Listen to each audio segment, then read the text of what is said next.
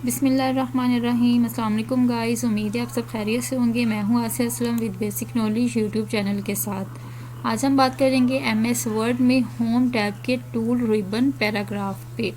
ठीक है, होम में आएंगे।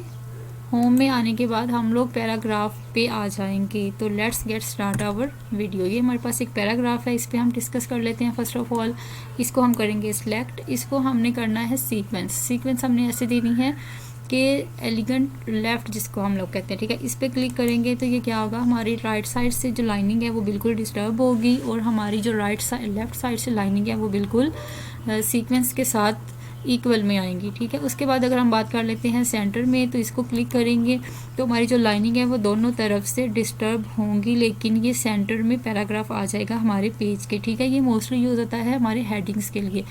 उसके बाद हम बात कर लेते हैं इस पे, ये होता है एलिगेंट राइट। इसको हम क्लिक करते हैं तो हमारी जो डिस्टर्बेंस है वो सारी की सारी लेफ़्ट साइड्स पे आ जाएगी और जो सीक्वेंस है वो हमारा राइट साइड पे आ जाएगा लाइनिंग का।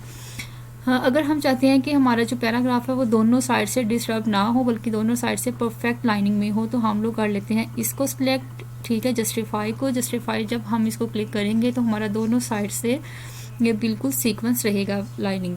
ठीक है, उसके बाद हम बात कर लेते हैं थोड़ा सा बुलेट्स पे। सिलेक्ट किया हुआ है हमने अपने पैराग्राफ को। अब ये कितने पैराग्राफ्स हैं उतने ही हमारे बुलेट्स शो हो जाएंगे। यहाँ पे क्लिक करेंगे, यहाँ से आप कोई भी बुलेट जो है वो सिलेक्ट कर सकते हैं। हम लोग कर लेते हैं ये वाला बुलेट सिलेक्ट। ठीक है, बुलेट्स के अलावा हम लोग इसको नंबरिंग भी दे सकते हैं, जैसे ABC, स्मॉल लेटर्स में, कैपिटल लेटर्स में, ब्रैकेट्स के साथ, विदाउट ब्रैकेट, 1 2 रोमन गिनती, जो भी आप चाहें वो आप नंबरिंग दे सकते हैं। ठीक है, उसके बाद हम इसको कर सकते हैं लेफ़्ट, बिल्कुल लेफ़्ट, राइट, या फिर जहां आप चाहें। ये मैं इसको क्लिक करती जा रही हूँ तो ये हमारा बिल्कुल हुआ जा रहा है राइट साइड पे, एक साइड पे। ठीक है, ये देखिए अब इसको मैंने परफेक्ट अपनी जगह पे लेके आना है, तो मैं इसी के साथ जो बना हुआ है डिक्रीज इंडेंट को क्लिक करती जाऊंगी जो बिल्कुल अपनी परफेक्ट जगह पे आ जाएगा। उसके बाद समटाइम होता है हमारे पास जो पैराग्राफ होता है वो तो पेज के हिसाब से या तो छोटा होता है या फिर पेज के हिसाब से बहुत बड़ा होता है। हमने इसको मैनेज करना होता है। वो मैनेज करने के लिए हम कहाँ आते हैं, यहाँ पे। ठीक है, यहाँ हम लाइन और पैराग्राफ की स्पेसिंग पे आ जाते हैं। यहाँ क्लिक करते हैं तो हम यहाँ पे इसको जस्टिफाई कर सकते हैं। इसको हम 1.0 से लेकर 3.0 तक स्पेस रख सकते हैं लाइनिंग के दरमियान में। ठीक है, आपने 1.15 भी कर सकते हैं, 50, जितना भी आप चाहें इसकी स्पेस रख सकते हैं दो लाइनों के दरमियान में। ठीक है, उसके बाद हम इसको लाइनिंग के दरमियान जो स्पेस होती है उसको हम रिमूव कर सकते हैं और हम इसमें ऐड कर सकते हैं स्पेस। यहाँ से बिल्कुल बॉटम पे इसके जो है ऑप्शन शो हो रहे होते हैं, देखें, add space before paragraph, add space after paragraph. ठीक है, ये आप जब चाहें जितना चाहें इसको ऐड और रिमूव कर सकते हैं। ठीक है, उसके बाद समटाइम हमें कुछ वर्ड्स ऐसे होते हैं जिनको हमने शेड देनी होती है, जैसे हमने हाईलाइट पढ़ा था, यहाँ पे फ़ॉन्ट में आके हाईलाइट पे आए थे। इसी तरह ये पैराग्राफ में ये जो शेड का ऑप्शन होता है ये भी तकरीबन हाईलाइट से मिलता जुलता होता है। मैं यहाँ से कुछ वर्ड्स पिक कर सकती हूँ, यहाँ से आप कोई लाइन भी पिक कर सकते हैं।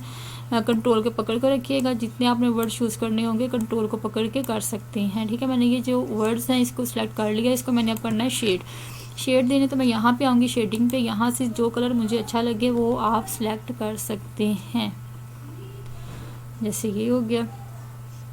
ठीक है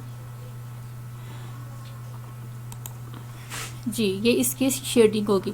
उसके बाद मैंने पैरा नंबर 1 या 2 को मैंने क्या करना है, बॉर्डर लगाना है, तो मैं यहाँ पे आ जाऊँगी बॉर्डर्स पे। बॉर्डर पे आगे मैं इसको बॉटम पे बॉर्डर लगा सकती हूँ, मीन्स नीचे टॉप पे लगा सकती हूँ, राइट पे लेफ्ट पे लगा सकती हूँ, नो बॉर्डर कर सकती हूँ। अगर मैंने बॉर्डर लगाया हुआ है तो उसको मैंने अगर रिमूव करना है तो मैं नो बॉर्डर कर दूँगी। अभी मैं फ़िलहाल जो लगाती हूँ वो ऑल बॉर्डर है, तो ये देखें ऑल बॉर्डर लग गया चारों तरफ से। ठीक है, ये हमारे बॉर्डर होगी। इसको मैंने रिमूव करना है तो फिर से मैं बॉर्डर्स के ऑप्शन पे जाऊंगी, वहाँ जाके नो बॉर्डर पे कर दूंगी तो मेरा जो बॉर्डर है वो रिमूव हो जाएगा।